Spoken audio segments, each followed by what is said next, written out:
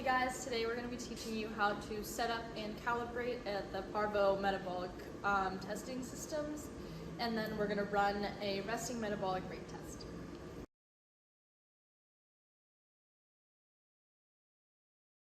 To make the two-way valve, you're going to find those components in this drawer on the cart. And you're gonna need one of all of these, and then two of those and two of these things. To start making our valve, we're gonna get this base piece and find the top where the arrows are gonna show you the airflow direction. So air is gonna come in through the environment and then into the machine for it to record values, and then it's going to go back out and into the environment again. So first thing we're going to do is put on our little cap thing on the top. It's really important to thread these correctly, so you're going to make sure you thread backwards a little bit before going forwards to make sure everything's lined up so that no air can escape. Then directly across from that, we're going to put our water catcher, aka spit catcher, on the bottom. Make sure that's nice and tight. And then we're going to create the valves for the air to go through.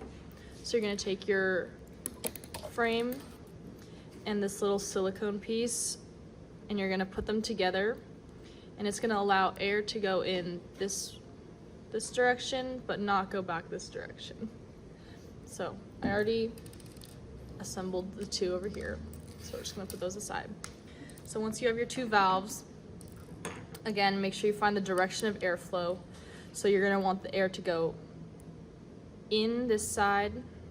So we're going to put this one this way and then out this way. So this one's going to go that way. To secure both of those on, we're going to put these little pieces on. So the input is going to be this white piece. Start backwards and forward, and then this is going to be our output, so it's going to go over top here.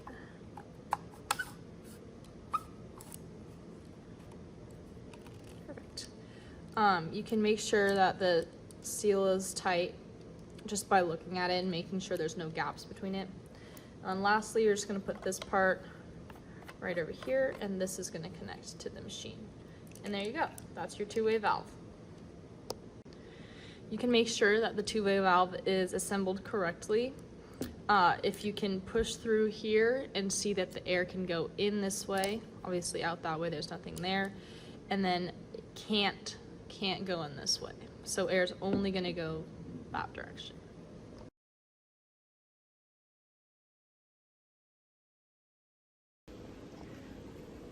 So this is the Parvo system. Everything should be set up like this.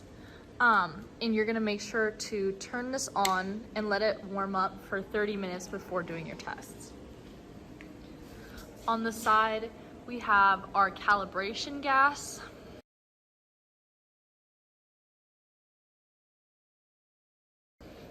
And then we'll have the two monitors, and the computer here is underneath. To calibrate for flow, you're gonna put one end of the tube on here, and then on this part on the two-way valve, you're gonna plug the clear end into the other end of the tube, and then this part into the calibration syringe with this gray thing so it stays connected. Before you calibrate, make sure to turn on the machine and let it run for at least 30 minutes. When you click on flow meter calibration, you're going to come to this page. And then do you want to end it and go over there? The environmental data that you need to plug in to the system can be found on this weather channel, where it shows you the temperature, the humidity, and the pressure. Plug in the values found on the weather center and then press sample baseline. And make sure to turn off dilution pump before starting, and that's down here. And you have to turn off this heater. And then this screen should show up, and that's when you can start pumping. It's important that whoever's pumping can see this portion of the screen, because you have to do 1 detection pump, 4 flushes, and then 5 strokes, which are between certain ranges. So you're gonna just do 1 detection pump, and then this shows the flow of your stroke. So you can use the flushes and the data After the 5 minutes of of the the graph to graph side is up, see you're gonna put it in how the much post pressure you're rinse putting for into it, and try it in 30 minutes to an hour which to rinse ranges it and get all you the need to cavicide out, and then you're gonna put it here to dry. But make sure you Once don't you leave finish it the out 4 and make sure you put it away flushes, before. you're gonna need to do 5 strokes, 1 within each of the following parameters, which are designated by these dark blue lines. So you're gonna try and get each of the blue lines to disappear, and that's how you'll know you've been calibrated. So as you can see, I'm on the last one, which is gonna be the max 400 to 500, and once it's there, the strokes are complete and it's been calibrated.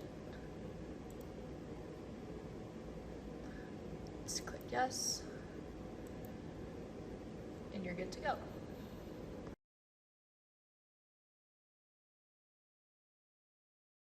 So for gas calibration, make sure it's warmed up for 30 minutes. And unlike the flow meter, where the pump heater cannot be on the gas calibration, it has to be on.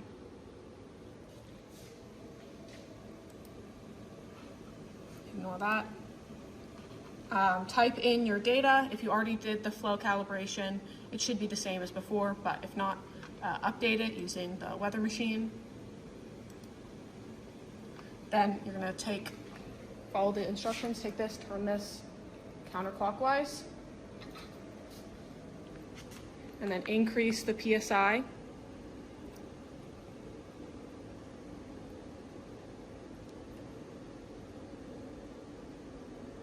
There. Okay. I'm gonna let it vibe.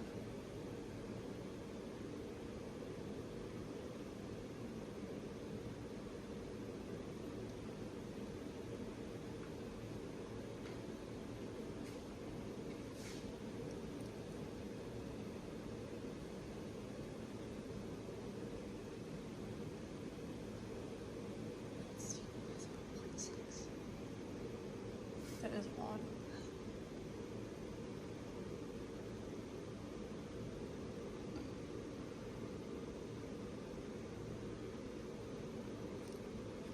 Then turn this back to off. Decrease the PSI and just turn it all the way to decrease, and if it doesn't drop immediately, that's okay. But check back in 1 minute and make sure it goes to 0. And then you have your gas calibration.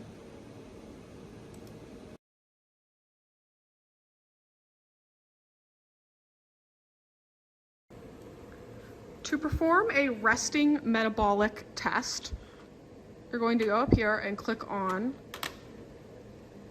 VO2 metabolic testing. Going to select resting metabolic and enter in all of the information shown here. You will still have it hooked up down here, and you will attach your patient. This is Mika. You will have the exit tube attaching to this so that all the air she breathes out goes in here for data collection. And you will have a blue mouthpiece inserted all the way in the mouth so that they can collect all of the air, and a nose clip on. Make sure that the headpiece is in a comfortable-ish position, as they are going to have to lay here for 15 minutes.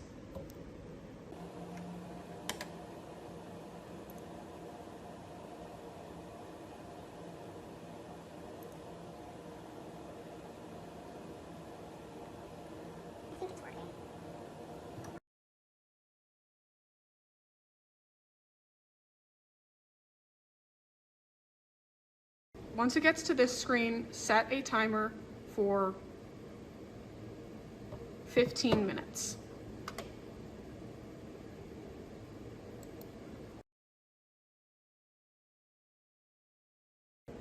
When you're done with the test, make sure you take all the equipment apart and put it in this cavicide.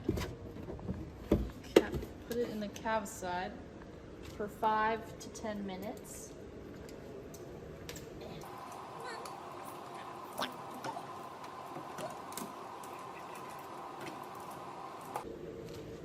Then you're gonna wash this with a sandy cloth and rinse this with water and leave it in that corner to dry. After the 5 minutes in the cavicide is up, you're gonna put it in the post rinse for a little longer, 30 minutes to an hour, to rinse it and get all the cavicide out, and then you're gonna put it here to dry, but make sure you don't leave it out and make sure you put it away before